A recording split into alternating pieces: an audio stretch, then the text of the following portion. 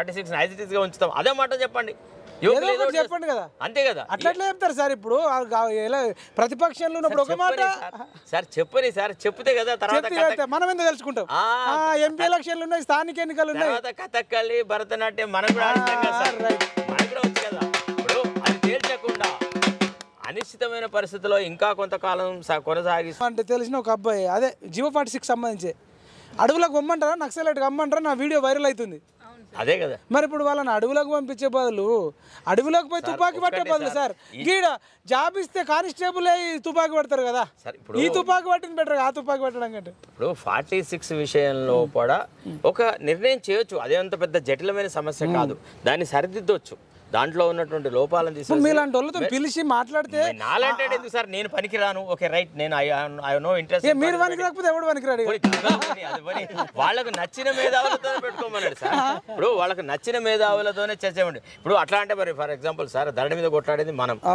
ధరణిని మొత్తంగా బంగాళాఖాతంలో కాలుస్తా అంటే వద్దు ధరణిని మొత్తం బంగాళాఖాతంలో చెడుని తీసేద్దాము దాంట్లో you can prove it you can improve it అని మాట్లాడింది మీరు నేను అంటే నేను చెప్పేది ఏంటంటే ప్రతి విషయం మీద అవగాహన ఉన్నటువంటి వ్యక్తులతో సరైనటువంటి చర్చా కార్యక్రమాలు జరిపి ఆ పిల్లలకు చెప్పొచ్చు కదా కాన్ఫిడెన్స్ ఇవ్వచ్చు వాళ్ళు ఎవరో పరాయి వాళ్ళు కదా సార్ వేరే దేశాల నుంచి వేరే ఇప్పటిదాకా ఒక్క నిరుద్యోగ సంస్థతో కానీ నిరుద్యోగుల యువకులతో కానీ చర్చలు జరగలేవు డ్రైవర్లతో జరిగినాయి జొమాటో వాళ్ళతో జరిగినాయి స్విగ్గీ వాళ్ళతో జరిగినాయి మేము తప్పనట్లే కానీ జియో 46 కావచ్చు టీచర్ అభ్యర్థులు కానీ గ్రూప్స్ అభ్యర్థులతో వీళ్ళు మేజర్గా ఈ 3 ఆస్పెక్ట్లో జరగాల్సిన అవసరం లేదా డెఫినెట్లీ ఉంది ఇదంతా ఇట్లా సమస్యలు ఉండగా ఇక కొంతమంది సార్ సోషల్ మీడియాలో ఇక జోకుతున్నారు మొత్తం రామరాజ్యం అంతా వచ్చినట్టుగా దేశంలో ఇప్పుడు మొత్తం చాలా గొప్ప విషయాలు జరుగుతున్నట్టుగా మాట్లాడుతున్నారు మరి వాళ్ళెందుకు ఆత్మవంచన చేసుకున్నారో నాకు అర్థమవుతలేదు అరే సమస్యలు ఇవి ఈ సమస్యల మీద మీరు ఏం పరిష్కార మార్గం చూపెడతారు అని ప్రశ్నించడం మానేస్తున్నారు సార్ కొంతమంది సోషల్ మీడియాలో కూడా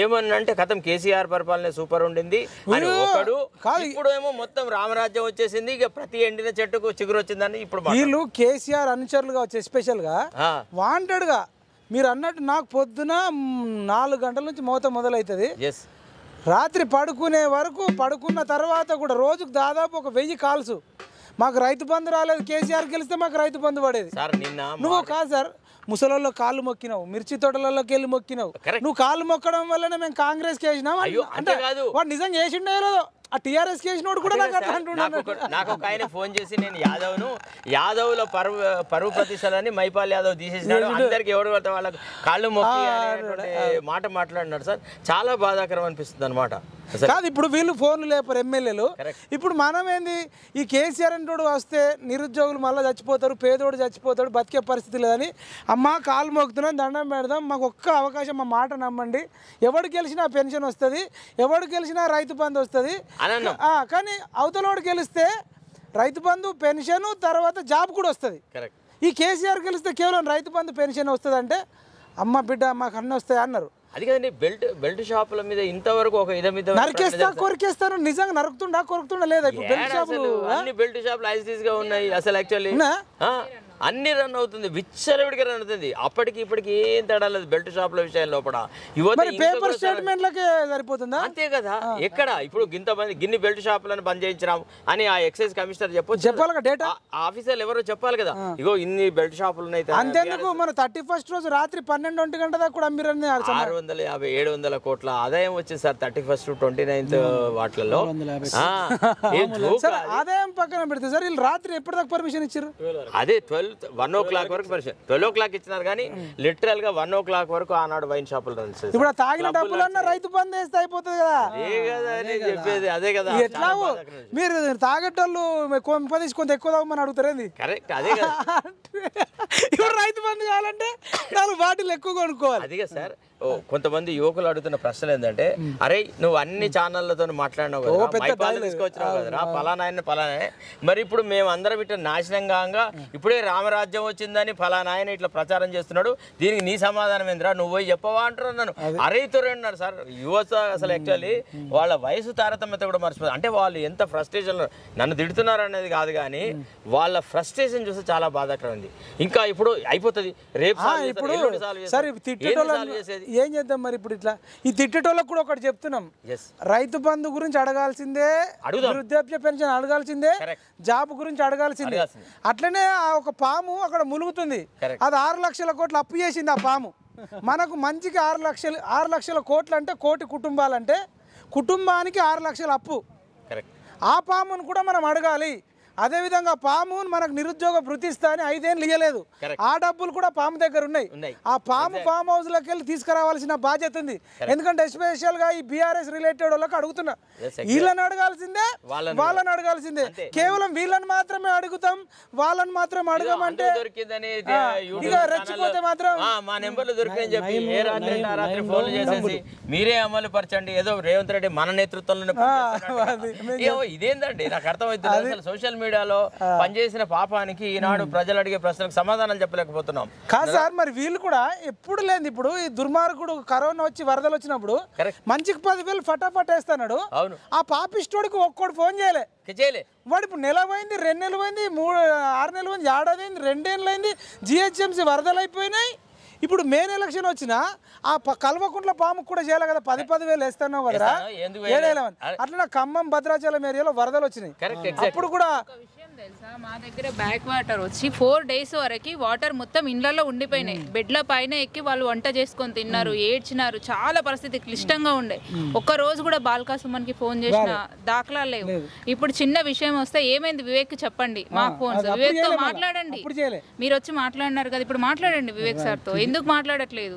ఇప్పుడు కొంత ఉద్దేశపూర్వకంగా కూడా చేస్తున్నారు కొందరు. కాదు, ఇప్పుడు మాకు 4 hours కరెంట్ పోయిన రోజులు ఉన్నాయి, 4 days కరెంట్ పోయినాయి. ఈ రోజు 1 hour కరెంట్ కట్ అయిందంటే ఏమైంది మీ రాజకీయం? ఎక్కడ పోయింది మీ సుమ? ఎక్కడ పోయింది మీ వివేక్? అట్లా మాట్లాడుతున్నారు. ఇదండి మాకు అడిగేటోళ్ళు మమ్మల్ని అడగండి, తప్పులేదు. కానీ ఆ కల్వకుంట్ల కట్లపామును కూడా అడగాల్సిందే. ఆ కల్వకుంట్ల కట్లపాము తీసుకున్న దోపిడీ మీద అడగాల్సిందే. వాళ్ళని అరెస్ట్ చేయమని కూడా మీరు డిమాండ్ చేయాలి. వాళ్ళని అరెస్ట్ చేయమని డిమాండ్ చేయకపోతే మాకు కూడా ఫోన్ చేసే హక్కు మీకు లేదు. ఇదేనా? అవునా కదా? అంతే అంతే. సరే, ఇప్పుడు ఎట్లేదంటే వాళ్ళు కూడా ఆలోచించాలి. ఇప్పుడు మాకు ఫోన్లు చేసినంత మాత్రంలో మీ సమస్య పరిష్కారం అవుతుందంటే మమ్మల్ని ఏం చేయాలో చెప్పమనండి. మేము అందుకే సామాజిక బాధ్యతతోనే ఒక విషయం చెప్పినాం, శివరాత్రి వరకు వెయిట్ చేస్తాము. ఆ తర్వాత శివతాండవమే, శివతాండవం డప్పు కొట్టిద్దాం, శివతాండవం డప్పు కొట్టి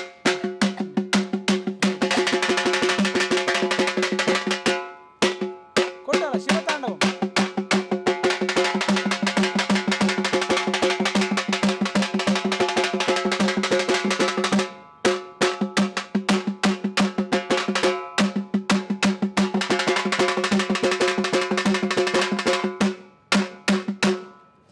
సార్ ఇదే తాండవం, ఇదే డప్పు పట్టుకొని నీ ఎంబటిని వస్తే మన మాదాపూర్ లో శివరాత్రి తదనంతరం కూడా ఈ సమస్యలు ఇట్లానే ఉంటాయి. అయ్యప్ప సొసైటీకి వస్తే మీ ఇంటి ముందు వచ్చి డప్పు కొడతాం. జిఓఎంఎస్ నెంబర్ 46 సమస్య సాల్వ్ కాకపోయినా, రైతులకు రైతు భరోసా రాకపోయినా, పెన్షన్లు సరిగా రెగ్యులర్ గా జరగకపోతే శివరాత్రి తర్వాత ఇదే శివతాండవం ఉంటది. ఇది చెయ్యక తప్పదు. ఇది సామాజిక బాధ్యత. నిరుద్యోగులకు మీ ద్వారా ఒక రిక్వెస్ట్ ఏంటంటే, అయ్యా కొంత ఓపిక పట్టండి, ప్రభుత్వం తప్పకుండా మీ సమస్యలను సాల్వ్ చేయడానికి కృషి చేస్తుందని ఒక అచంచలమైన విశ్వాసంతో నేను, ఒక యువకుడు ముఖ్యమంత్రి, అతను మన ఆవేదన అర్థం చేసుకుంటారని ఒక నమ్మకంతో ఉన్నాము. చూద్దాం, మీలాగా మాకు కూడా ఒక నిరాశ నిస్పృహలు వస్తే మేము మీతో పాటే ఉంటాం తప్ప ప్రభుత్వంలో ఉండడానికి ఇష్టపడము. అవసరం లేదు, ఆ పార్టీతో ఉండాల్సిన సందర్భం కాదు. తప్పకుండా యువతతో పాటే నడుం కడిచి కొట్లాడతాం. Right, thank you sir, thank you so much sir. మంచి విలువైన సమయం ఇచ్చారు సార్. ఇంత గొప్పగా అంటే ఒకవేళ మేము హామీలు అమలు చేయకపోతే నేను మీతోనే ఉంటాను, ఆ ప్రభుత్వంలో ఎటువంటి పదవులు తీసుకోను, వాళ్ళతో కలిసి ఉండను, నేను ఎటువంటి సమర్థించనని చెప్తున్నాడు. నిజంగా ఇట్లాంటి advocate Sarath Kumar sir Osmania university product అవ్వడము, తెలంగాణలో పుట్టడము మనందరి అదృష్టము. నిజంగా సార్కు శతకోటి దండాలు చెప్తూ thank you so much sir. Thank you Ramya, అంత దూరం గెలిచినందుకు. లాస్ట్కు మనోడు ఒక చిన్న పాట, యువతరమ్మ పాట. ఎప్పుడు యువకులు కూడా మేల్కొని ఉండాలి, రాజకీయ నాయకులను ఒక కంట కనిపెడుతుండాలి. కాబట్టి లాస్ట్ ఒక పాట పాడి ఫినిష్ చేద్దాం. యువతరమా నవతరమా, యువతరమా నవతరమా, ఇదే అదులు కదిలి రమ్ము, ఇదే అదులు కదిలి రమ్ము, గడుల నుండి గనుల నుండి నిరుద్యోగ జడల నుండి, దూలి నుండి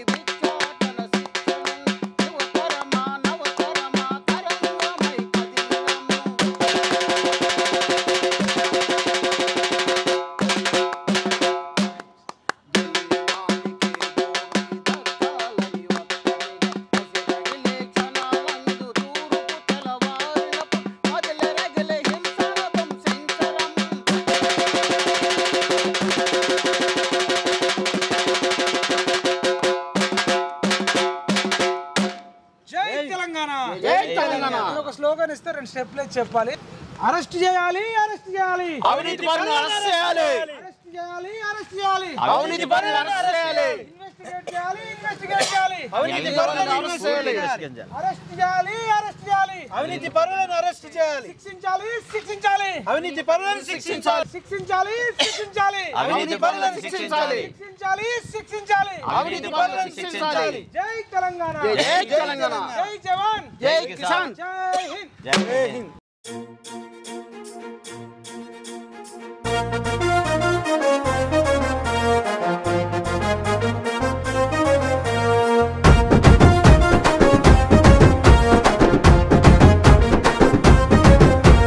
నిరుద్యోగ యుద్ధ నౌక మహిపాలన్న, నిజాయితీ ప్రతిరూపం మహిపాలన్న, నియంతృత్వ పాలనను మహిపాలన్న, నిలువున కూల్చేసినాడు మహిపాలన్న.